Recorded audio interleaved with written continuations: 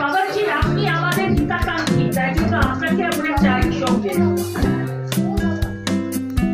আচ্ছা, এই সঙ্গে যদি একটু ওই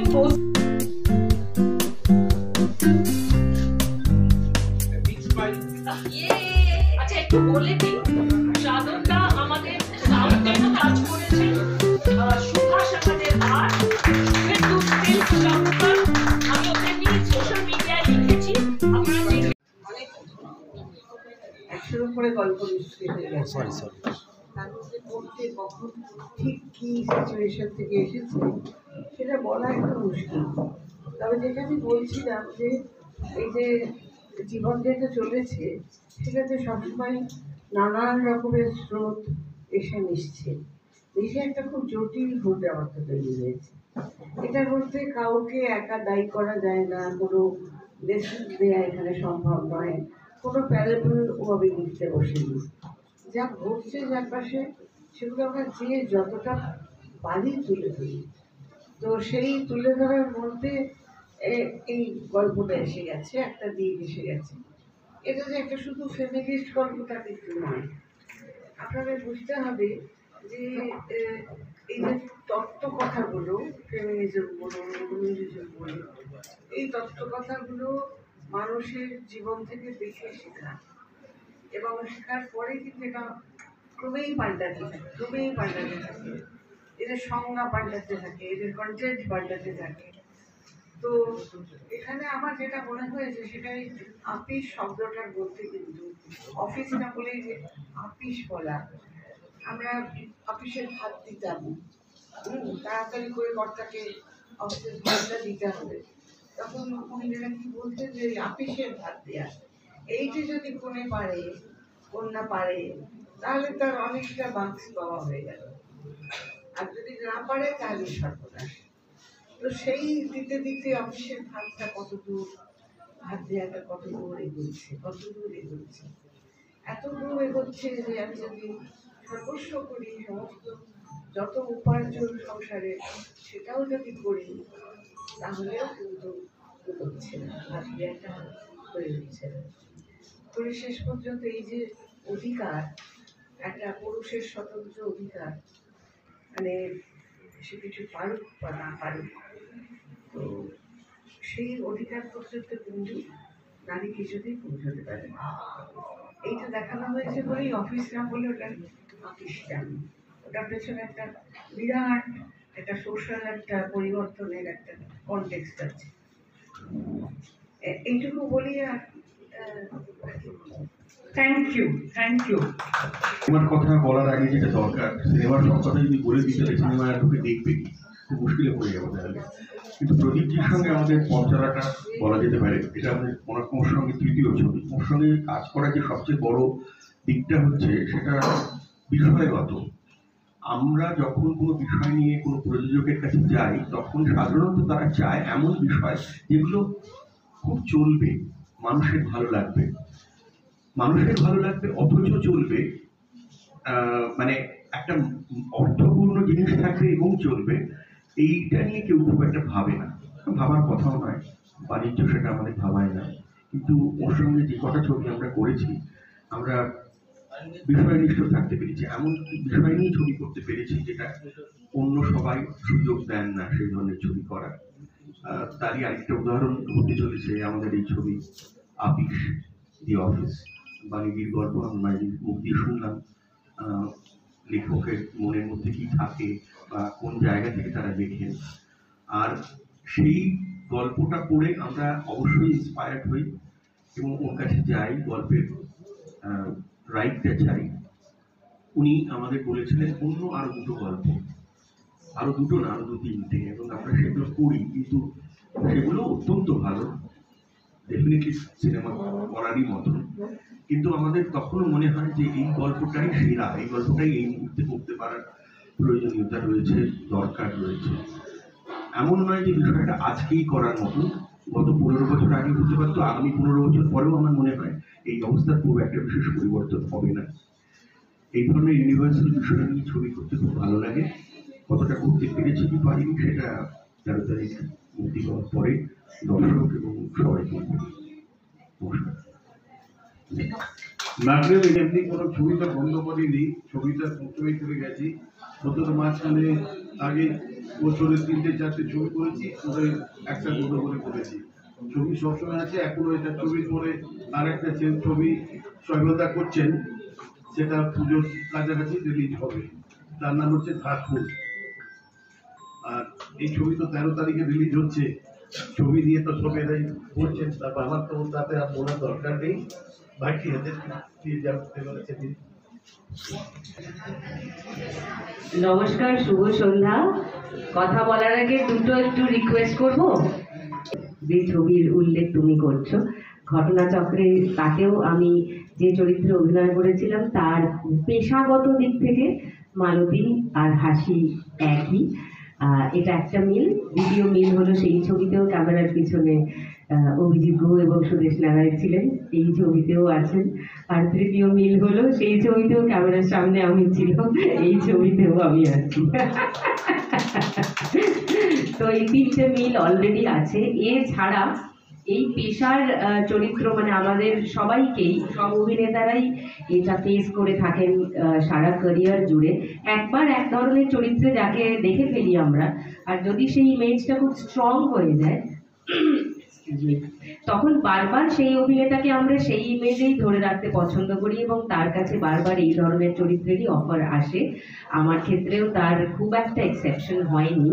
পোস্ট বাড়িওয়ালি আমার মনে হয় আমি প্রায় 12 বার এরকম চরিত্র না করেছি, যে চরিত্রের পেশা ছিল ওই আর কি হাউস হেল্প। প্রায় 10-12টা ছবিতে আমি না করি, যে না মালতীর পর আর এগুলো করার মানে হয় না। তবে সেটা আমি বলছি 20-25 বছর আগের কথা। হ্যাঁ, এখন এটা 2025 সাল এবং আমরা 2024-এ শ্যুট করেছি এই ছবিতে। রানাদা সুদেশদাদি যখন এই ছবিটার কথা বলেন, চরিত্রটা শুনে খুবই পছন্দ হয় এবং মনে হয় যে অনেক কিছু করার একটা অবকাশ আছে, যেটা আমরা অভিনেতারা খুঁজে বেড়াই সারাক্ষণ। তো সেই রকম একটা কিছু করার অবকাশ আছে, মূলত সেই কারণেই হ্যাঁ করা। এছাড়া কিন্তু সত্যিই মালতীর আর হাসির আর কোনোই মিল নেই, পেশাটুকু ছাড়া। হাসির জীবনটা একেবারেই অন্য এবং তার জীবনের নিজস্ব কিছু ভালো খারাপ মিশিয়েই তার জীবন। খুব একটা ডিটেলে বলবো না। আশা রাখবো 13 তারিখ অনওয়ার্ডস আপনারা থিয়েটারে গিয়ে সেই ছবিটা দেখবেন। সমাজে হ্যাঁ, শুধু পুরুষ মানুষের ক্রাইসিস নিয়ে ভাবলে যেমন চলে না, তেমনি শুধু নারীর ক্রাইসিস নিয়ে ভাবলেও চলে না। এবং এই ছবিতে আমরা যেটা দেখতে পাবো, যে ক্রাইসিসের কথা এই ছবিতে বলা হয়েছে, গল্পে বলা হয়েছে এবং তারপর চিত্রনাট্যেও সেটা এসেছে, সেটা কিন্তু সর্বস্তরের মানুষের সমস্যা। মানে এটা উচ্চবিত্ত শ্রেণী, নিম্নবিত্ত শ্রেণী এবং মধ্যবিত্ত শ্রেণী, সমস্ত শ্রেণীতেই এই ক্রাইসিসের জায়গাটা দেখা যায়। এবং আমার মনে হয় যে সেই কারণেই এই ছবিটা সমস্ত শ্রেণীর মানুষ তারা নিজেদের সঙ্গে কানেক্ট করতে পারবেন। এবং সেটা কিন্তু শুধুমাত্র মহিলারা নন, পুরুষরাও কানেক্ট করতে পারবেন। এবং সেইখানেই এই ছবিটার বা এই গল্পের সাফল্য, যে সেটা কিন্তু শুধুমাত্র একটা মানে শুধুমাত্র মহিলাদের সমস্যার কথা বলছে না, এটা সার্বিকভাবে আমাদের সমাজের একটা সমস্যার কথা বলছে। খুব চিন্তা ছিল যে কেননা সবসময় আমাকে সুদীপ্তাদির সঙ্গে দেখা যাবে, তা সেটা আমার মানে খুব চাপের ব্যাপার ছিল আর কি।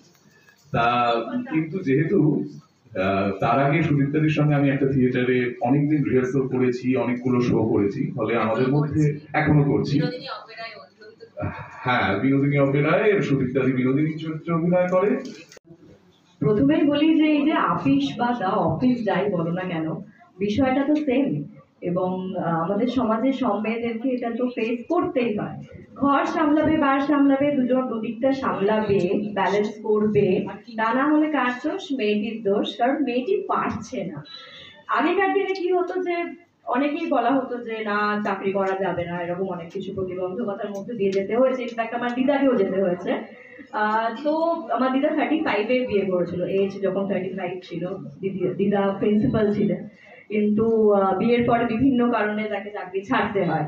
তো সেই ক্ষোভটা, সেই কষ্টটা দিদার কিন্তু লাস্ট দিন অবধি ছিল এবং সেটা আমি দেখেছি নিজের চোখে।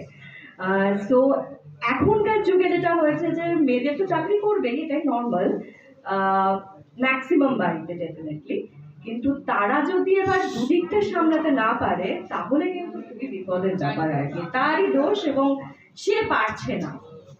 কিন্তু অনেক বাড়িতে এরকম আছে যেখানে হাজব্যান্ড ভীষণভাবে তার ওয়াইফকে সাপোর্ট করে, তাকে অলওয়েজ চেষ্টা করে যেন তার প্রবলেম না হয়, সেও বাড়ির প্রচুর কাজ করে।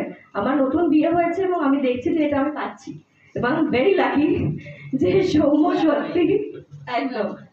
তো এই জিনিসটা আমি ফেস করেছি বাড়িতে এবং আমি খুবই খুশি এই বিষয়টা যে সৌম্য বোঝে এবং ও বাড়ির প্রচুর কাজ করে।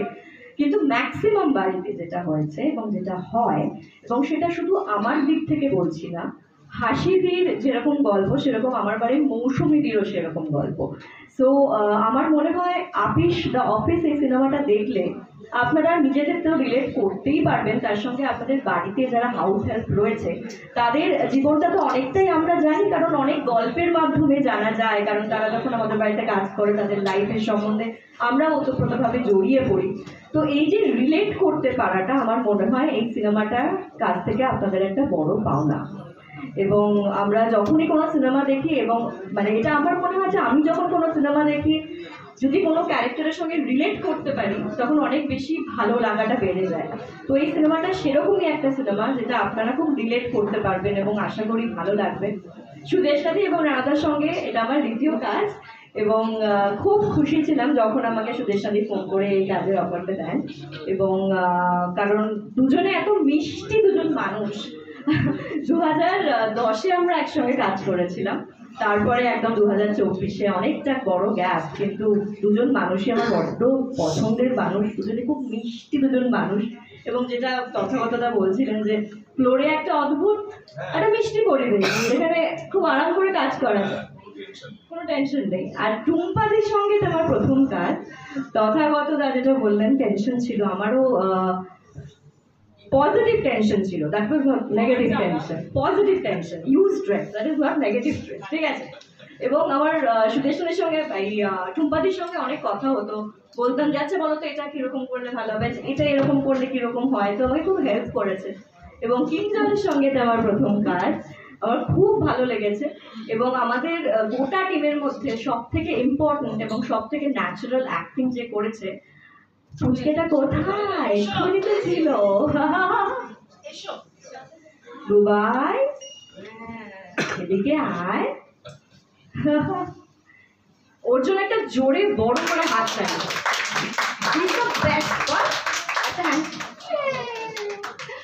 ওর মতো ন্যাচারালি, ওর থেকে ন্যাচারাল অ্যাক্টিং আমরা কেউ করতে পারবো না, এত ভালো, এত স্বতঃস্ফূর্ত। ও না, ডায়লগই দরকার হয়নি, এত ন্যাচারাল, আর এত ন্যাচারাল, এত ভালো লেগেছে, আমাদের পুরো পরিবেশটাকে একদম জমিয়ে রেখেছে ও একা। তো thank you so much, thank you Pradeep sir, thank you so much. এই কাজটা আমার কাছে ভীষণ স্পেশাল। হচ্ছে যে বিষয় নিয়ে সিনেমাটি, এই বিষয় নিয়ে অনেক মানে সিনেমা তখন থেকে অ্যানাউন্স হয়েছে বা কথা বা ভাবনা, সেটার জন্য মানে ওনার জন্য একটা প্লিজ একটা বড় হাততালি খুব প্রয়োজন। আর মানে অভিজিৎ দা রানাদার কথা বলার কোনো প্রয়োজনই নেই, তার কারণ ওনারা যেভাবে শুটিং করিয়েছে সেটা সব থেকে আমি জানি, মানে এত রিল্যাক্স এবং এত ভালোভাবে। আর ওই বাচ্চারই কোথায়, ওর সাথে তো আমি সবসময় বেশি সময় কাটাতাম, আর ওর একজন প্রিয় পাত্র আছে যার সাথে ও একদম ইঁটুরির মতো লেগে থাকতো, সেই মানুষটিকে আমি দেখতে পাচ্ছি না এখানে, রোহান। তো আর যেটা হচ্ছে ওর সাথে অভিনয় করার ঠিক 3-4 মাস পরেই আমি বাবা হয়েছি আর কি। তো ওকে যে গানগুলো শোনানো হতো শুটিং এর টাইমে, তারপরে আমি যখন এখন মেয়েকে ওইগুলো শোনাই, আমি বললাম মানে বাবা এগুলো তো আমার চেনা, এগুলো তো আমি অলরেডি প্র্যাকটিস করে এসেছি। তো থ্যাংক ইউ। আপনারা প্লিজ 13 তারিখ ছবিটি হলে রিলিজ করছে, আপনারা প্রত্যেকে এটা দেখুন, আশা করি ভালো লাগবে। Thank you.